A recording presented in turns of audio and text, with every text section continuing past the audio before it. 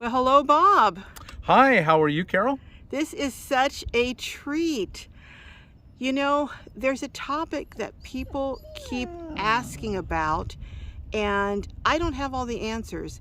But I heard you speak recently at a tiny fest in Scottsdale, Mm-hmm. and you were talking about people, how they used to live in communities. And I wanted to ask you, do you think that is the direction that people are going into? Older nomads starting to live in communities, share responsibilities. What do you think? I do. I think that our society kind of separates us and alienates us from each other. Mm-hmm. And that has a lot of negative consequences. I think most of the negative consequences in our society is that alienation from each other, and we need connection. More and more of my demographic, and I'm guessing possibly your demographic, are facing increasingly difficult financial times. Yes. I was looking at rents just out of curiosity in some of the areas around me, and a one bedroom was $2,000 and $3,000. Yes. So if you're on a fixed income, Social Security, even not Social Security, but a different fixed income, that's beyond your reach.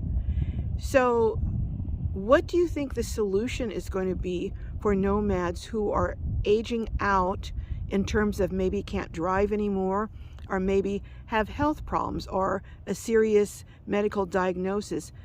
Do you think the solution is going to be cohabitating, say, on maybe a property together and having either tiny homes there or having RVs or mobile homes and being in a community where people can kind of look out for each other? And when I say community, I don't mean the size of a city. I mean maybe, Right. 50 or less. What do you think of that idea? I think that is almost, it's going to happen for sure as time goes on. I'm a big believer in the science, of climate change, and I believe that very soon, decades even, less than 1 decade, we will be a society of climate refugees. We will be on the move, and we are going to have to, as a society, find a way to house millions of people who have lost their homes and have lost everything they had. Just in our country, if you look at areas of Alaska where the water is, Yes. if you look in areas of Louisiana, and even in New York, I saw a video where the water was coming up over the streets and into Yes. areas of the city. So it's not something that's, science fiction, it's No. reality. Look at the state of Lake Powell and Lake Mead here in Arizona, something Right. we're all very familiar with. Yes. They are looking to stop producing power and running out of water within years. I mean, that's on the schedule, unless there's a really drastic change. What are they going to do for water? What is Phoenix going to do for water? That's where it comes from. And so what if Phoenix is no longer habitable? Where are those millions and millions of people going? What if Florida gets hit with another Hurricane Ian next year? Well, here's what will happen. Eventually, all the insurance companies will pull out, and you can't buy insurance. And if you can't buy insurance, the banks won't finance homes, and you won't be able to get insurance on your home. Well, it's happening in many forest areas. Insurance companies have pulled out, or the That's right. insurance is so cost prohibitive. I've met people who are moving because they can't afford their homes are paid for, but they can't afford the insurance. Right. In all over fire areas, particularly California, they're one of the worst. Right. But not just California, Oregon. all over. Oregon. Oh yeah. We aren't aware how dependent we are on insurance, and the answer will be the government will back it up. Will back the insurance companies, but how long before that destroys us? So I think we're going to become a nation of climate refugees, and that's a globe of climate refugees. And so we will be dealing with this as a country. Until then, yes, I agree 100% that if you can get a few people to go together. And in Arizona in particular, there's a lot of land where you can buy 40 acres for less than $40,000, less than $1,000 an acre. And 40 acres will hold 100 people. Oh yeah, easily. So if you could get 100 people together and agree to put in, if you could all put in 1,000, you could pay cash. Right. But all of these places will let you, will usually carry a note. I can't say all, but a lot of them will carry a note, put a couple $1,000s down, $1,000 a month. Well, if you have 100 people, that's very little money. Right. And so yeah, that is, I think, a very viable future. And so are you seeing more people leaning in that direction already, starting to do that? Yes, I have a piece of land, 1 acre, that I bought years and years ago and haven't done anything with. And I did a video on that and reasons why you should think about buying land. And I just, from the response, I knew that touched the heart of many nomads. I would like a home base I can go to and be safe on.